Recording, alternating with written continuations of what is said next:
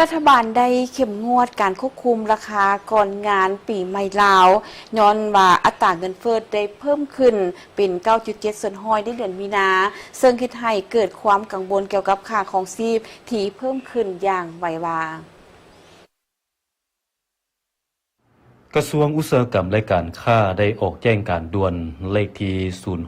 0602 ในวันที่ 7 เมษายน โดยสั่งให้มีการปฏิบัติอย่างเข้มงวดเพื่อควบคุมราคาในระยะวันพัก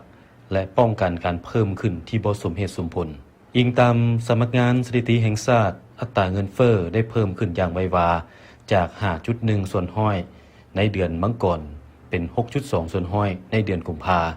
ก่อนที่จะเพิ่มขึ้นเป็น 9.7 ส่วนห้อยในเดือนมีนานี้ซึ่งเป็นระดับสูงสุดในรอบ 11 เดือนนับตั้งแต่เดือนพฤษภาคม 2025 เมื่ออัตราเงินเฟ้ออยู่ที่ 8.30 ส่วนห้อยเพื่อแก้ไขสถานการณ์ดังกล่าวกรมการค้าภายในของกระทรวงได้แนะนำให้แผนกอุตสาหกรรมและการค้าแขวงและนครหลวงเวียงจันทน์เป็นผู้นำพาในการบังคับใช้การควบคุมราคานี่จะรวมมีการติดตามกวดขันอย่างใกล้ชิดการกวดขันและการรายงานราคาตลาดและค่าใช้จ่ายด้านการบริการเจ้าหน้าที่จะลงไปสถานที่เป้าหมายเพื่อแจ้งให้ผู้ประกอบการธุรกิจรู้เกี่ยวกับกฎระเบียบและรับประกันการปฏิบัติตามพ่อค้าแม่ค้าควรรักษาสินค้าให้เพียงพอเพื่อตอบสนองความต้องการในระยะปีใหม่ลาวเพื่อป้องกันการกักตุนสินค้าและการเพิ่มขึ้นของราคาที่บ่สมเหตุสมผลการละเมิดใดๆจะถูกแก้ไขด้วยการดำเนินคดีตามระเบียบการซึ่งมาตรการดังกล่าวแม่นปฏิบัติตามแจ้งการของสำนักงานนายกรัฐมนตรีในวันที่ 3 เมษายน โดยเรียกร้องให้ทุกขบวนการรับประกันว่า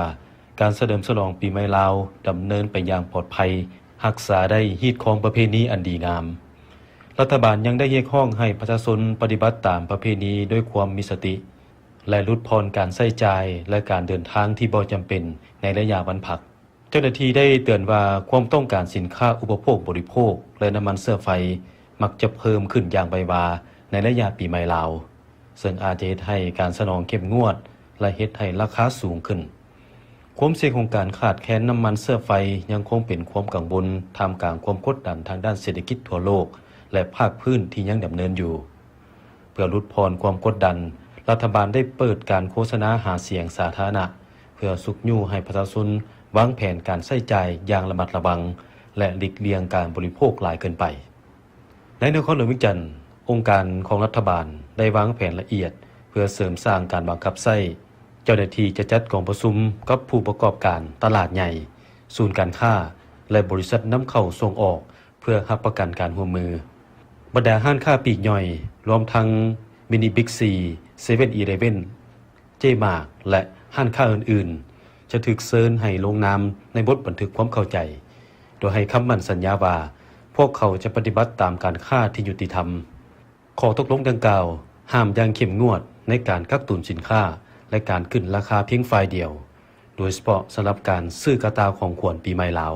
เกี่ยวกับมาตรฐานผลิตภัณฑ์และความโปร่งใสสินค้าทุกอย่าง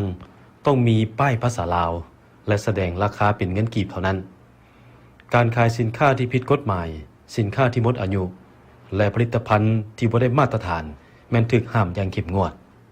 ทีมงานกวดกาจะได้ไปทัวร์ทั้ง9เมืองของนครหลวงเวียงจันทน์เพื่อดำเนินการกวดสอบอยู่ตลาด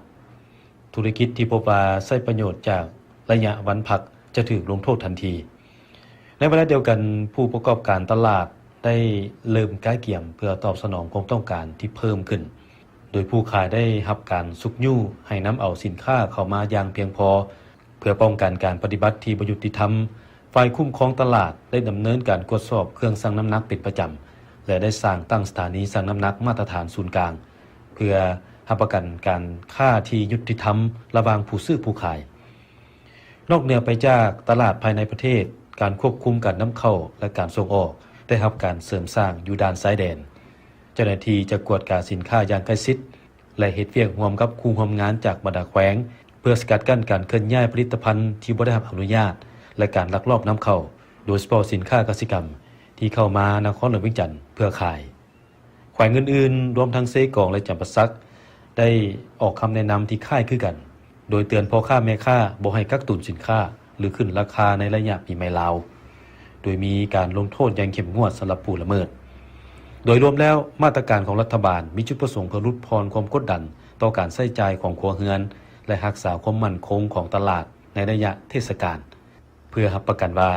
การฉลองปีใหม่ลาวปีนี้จะดำเนินไปอย่างยุติธรรมและเป็นระเบียบเรียบร้อย